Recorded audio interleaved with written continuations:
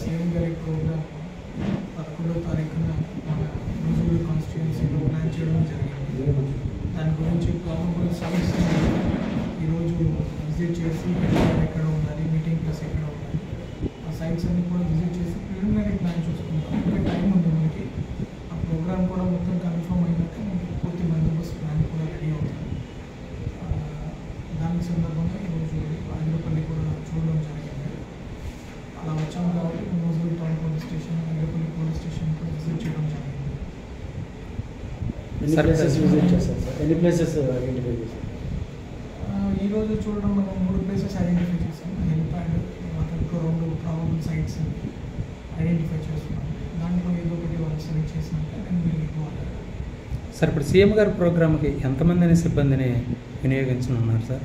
CM గారి ఆదేశాల ప్రకారం కూడా సీఎం గారి ప్రోగ్రామ్కి గణనీయంగా అంతకుముందు చేసేదాన్ని బందోబస్తు పోలిస్తే తక్కువ మందిని ఉపయోగించి సెక్యూరిటీ ఎక్కువ ఉండేటట్లు చూసుకోవడానికి, ప్రజలకి ఏ విధమైన ఇబ్బంది కలగకుండా, వాళ్ళ ట్రాఫిక్కి ఎలాంటి ఇబ్బంది కలగకుండా, ప్రజలకి ఏమి ఇబ్బంది కలగకుండా, అలాగే పోలీస్ వ్యవస్థ తక్కువ మందితో సురక్షితంగా చేసేటట్లు ప్లాన్ చేస్తాం. అది పూర్తి ప్రోగ్రామ్ అంతా మనకి ఇంకా షెడ్యూల్ రావచ్చు. అంత మెనిటైన్ ప్రోగ్రామ్ మనకి ఒక ఫైనలైజేషన్ వచ్చినాక టోటల్ ఇన్ని ప్రోగ్రామ్స్ బట్టి మనం బందోబస్తు సాధన చేసుకోవాలి. బట్ అంతకుముందు పోలిస్తే చాలా తక్కువ ఉంటుంది. మనం పోలవరం చూస్తే అంతకుముందు మనం 1100-1200 వరకు బందోబస్తు ఉంది. అది రెడ్యూస్ టు 600. సో అట్లా ఇంకా తగ్గుతుంది. అంటే క్రికెట్ జరుగుతున్న ప్రస్తుత తరుణంలో ఇక్కడ ఈ బెట్టింగ్స్ కానీ, బుక్కీల వ్యవహారం కానీ జిల్లా స్థాయిలో ఎలా ఉందో, మీరు ఎలాంటి దృష్టి సారిస్తున్నారు? ఈ బెట్టింగ్ మరి ఇప్పుడు పలు రూపాయలుగా చేసుకునే, ఇంతకుముందు కూర్చొని ఫిజికల్గా ఆడడం దొరకడం జరిగేది. ఈ అప్లికేషన్స్ వచ్చాక మల్టిపుల్ అప్లికేషన్స్, ఫోన్పేలో ఆన్లైన్ ట్రాన్సాక్షన్స్ చేయడం, రకరకాల వెబ్సైట్స్ వేరే దగ్గర నుంచి ఆపరేట్ చేయడం కొన్ని మా దృష్టికి వచ్చాయి. నిన్న కూడా ఒక ఏరియాలో మేము ట్రాప్ చేసి పట్టుకోవడం జరిగింది. Results will tell.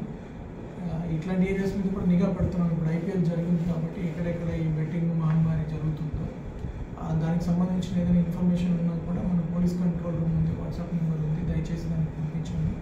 Personally verify చేస్తాము. దానికి వాట్సాప్ నెంబర్ కూడా చెప్పడం జరిగింది.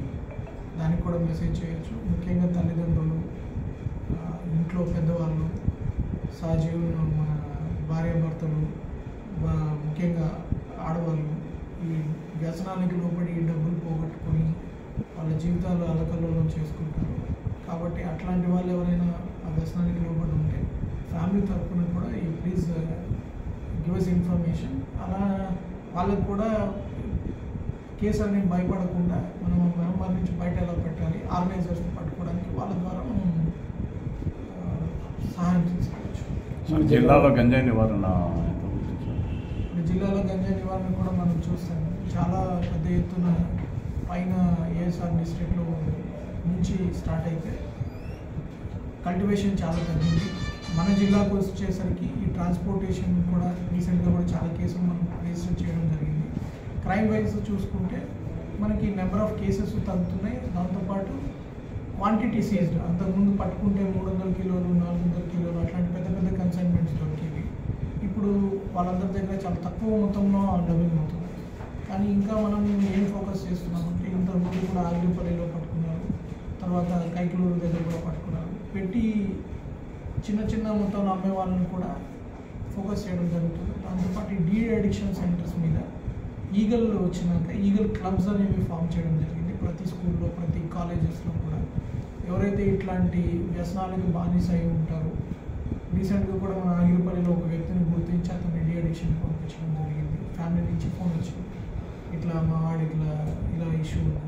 దాన్ని ఒక రుగ్మతగా మనం ట్రీట్ చేసి, ఎందుకంటే ఈ పోర్చుగల్ ఇట్లాంటి ప్రదేశాల్లో కూడా దాన్ని ఇలాగే ట్రీట్ చేశారు.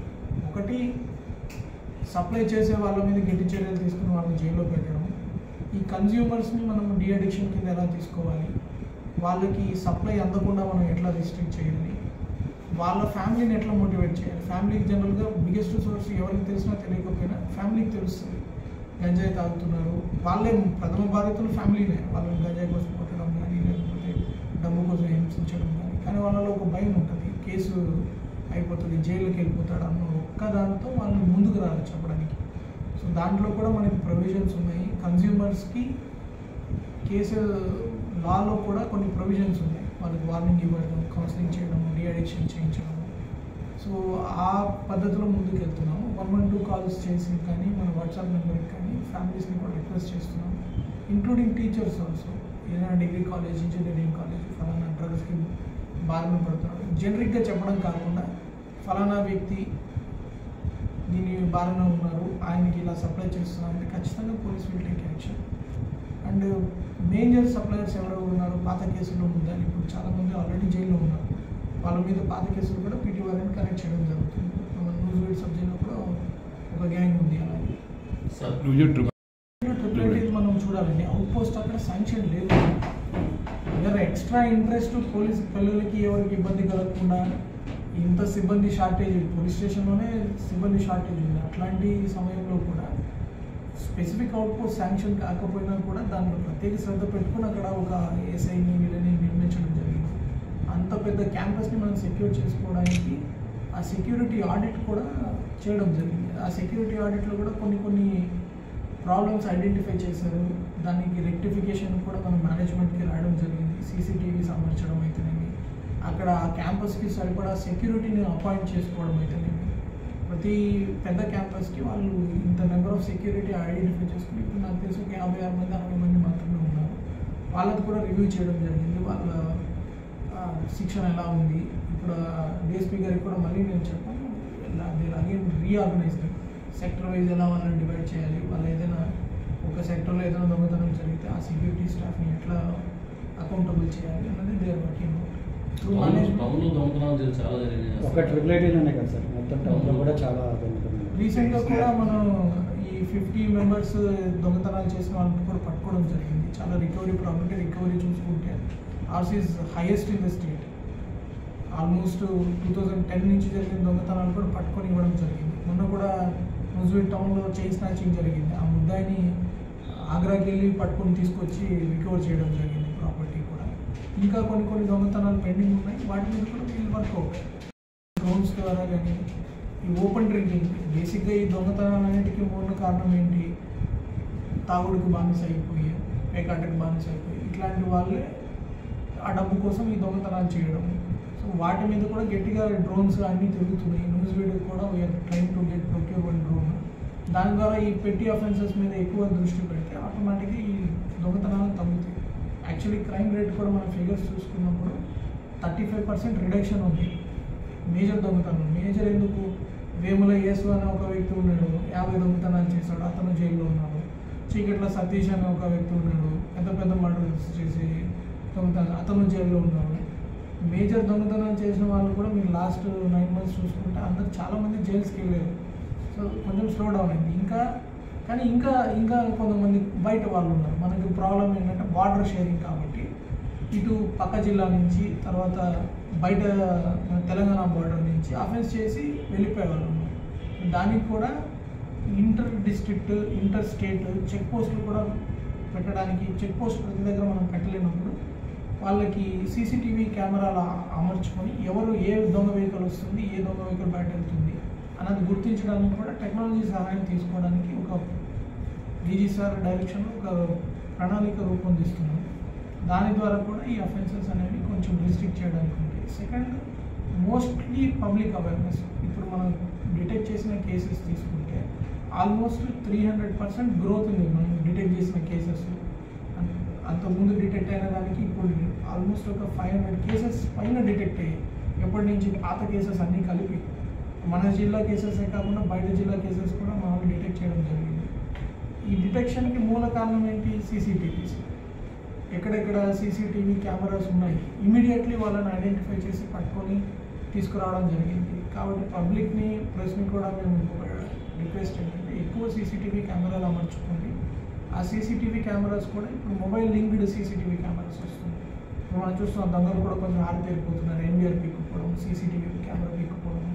అట్లా లేకుండా మీరు ఎప్పుడైనా ఊళ్ళో లేకుండా బయట ఉన్నప్పుడు ఎవరైనా మీ ఇంటికి ప్రవేశిస్తే మీ మొబైల్కి డైరెక్ట్గా వీడియో వచ్చేస్తుంది. అది ఎంత పెద్ద ఖర్చు కూడా కాదు. 2000, 3000 కూడా ఆ కెమెరాలు దొరుకుతున్నాయి. ఇప్పుడు 2000, 3000 మీరు స్పెండ్ చేస్తే మీరు ఫస్ట్ ఆఫ్ ఆల్ ఈ ప్రాసెస్ అంతా హారబుల్ ప్రాసెస్ మీరు పోవాల్సిన అవసరం ఉంది. ప్రాపర్టీ కూడా ఇమీడియట్లీ మనం ఎంత త్వరగా దొంగను పట్టుకుంటే అంత ఎక్కువ ప్రాపర్టీ మనం రికవర్ చేసుకోవడానికి అవకాశం ఉంటుంది. సీసీటీవీ ఆ పనిగా మీకు హెల్ప్ చేస్తుంది.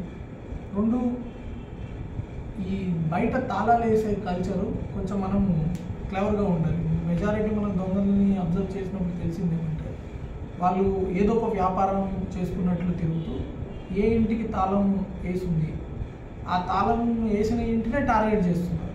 2-3 రోజులు చూస్తారు, వీళ్ళు లాంగ్ వెళ్ళిపోయారు. ఎందుకంటే దొంగ కాదు, అది అడ్వాంటేజ్ అవుతుంది. ఎప్పుడు దొంగతనం ఎగ్జాక్ట్లీ జరిగిందో తెలిస్తేనే మనకి ఇన్వెస్టిగేషన్ ఫాస్ట్గా అవుతాయి. అట్లా కాకుండా ఒక 10 రోజులు 20 రోజుల మధ్యలో ఎప్పుడైనా జరిగి ఉండొచ్చు అన్నప్పుడు మనకి ఆ ప్రాబ్లం వస్తుంది. సీసీటీవీ వెతకడానికైనా మనం ఇంకా ఏదైనా అనాలిసిస్ చేయాలన్నా.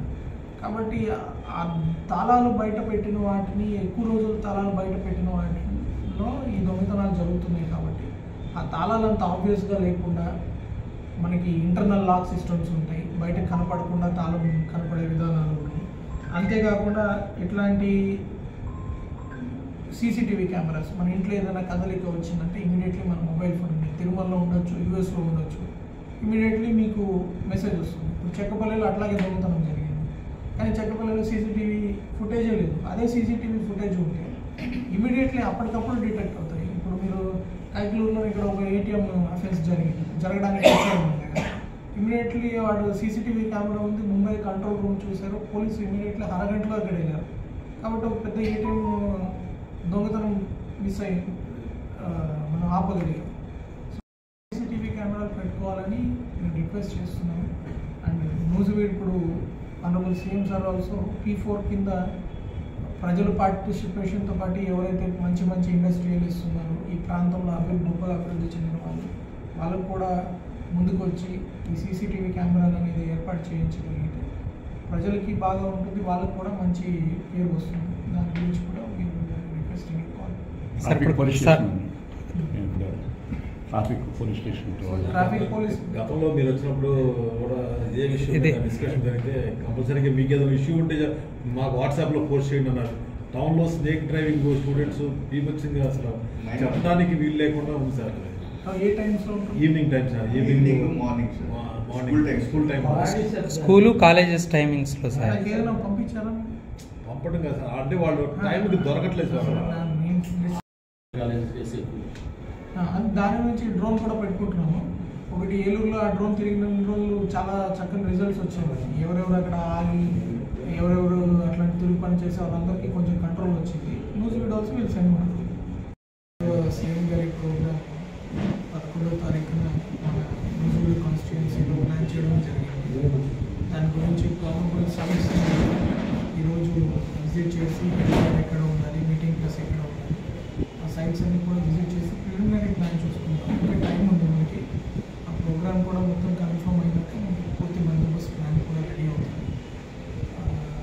దాని సందర్భంగా ఈరోజు ఆగిరపల్లి కూడా చూడడం జరిగింది. అలా వచ్చాం కాబట్టి Nuzvid town police station, Agiripalli police station కూడా విజిట్ చేయడం జరిగింది. ఎన్ని ప్లేసెస్ ఐడెంటిఫై చేశారు? ఈరోజు చూడడం మనం 3 ప్లేసెస్ ఐడెంటిఫై చేసాం. హెలిప్యాడ్, ఇంకో 2 ప్రాబబుల్ సైట్స్ ఐడెంటిఫై చేస్తున్నాం. దాంట్లో ఏదో ఒకటి వాళ్ళు సెలెక్ట్ చేసినాక నేను వీళ్ళు ఇవ్వాలి. సార్ ఇప్పుడు సీఎం గారి ప్రోగ్రామ్కి ఎంతమందిని సిబ్బందిని వినియోగించనున్నారు సార్? సీఎం గారి ఆదేశాల ప్రకారం కూడా సీఎం గారి ప్రోగ్రామ్కి గణనీయంగా అంతకుముందు చేసేదాన్ని బందోబస్తు పోలిస్తే తక్కువ మందిని ఉపయోగించి సెక్యూరిటీ ఎక్కువ ఉండేటట్లు చూసుకోవడానికి, ప్రజలకి ఏ విధమైన ఇబ్బంది కలగకుండా, వాళ్ళ ట్రాఫిక్కి ఎలాంటి ఇబ్బంది కలగకుండా, ప్రజలకి ఏమి ఇబ్బంది కలగకుండా, అలాగే పోలీస్ వ్యవస్థ తక్కువ మందితో సురక్షితంగా చేసేటట్లు ప్లాన్ చేస్తాం. అది పూర్తి ప్రోగ్రామ్ అంతా మనకి ఇంకా షెడ్యూల్ రావచ్చు. అంత మెనిటరింగ్ ప్రోగ్రామ్ మనకి ఒక ఫైనలైజేషన్ వచ్చినాక టోటల్ ఇన్ని ప్రోగ్రామ్స్ బట్టి మనం బందోబస్తు సాధన చేసుకోవాలి. బట్ అంతకుముందు పోలిస్తే చాలా తక్కువ. మనం పోలవరం చూస్తే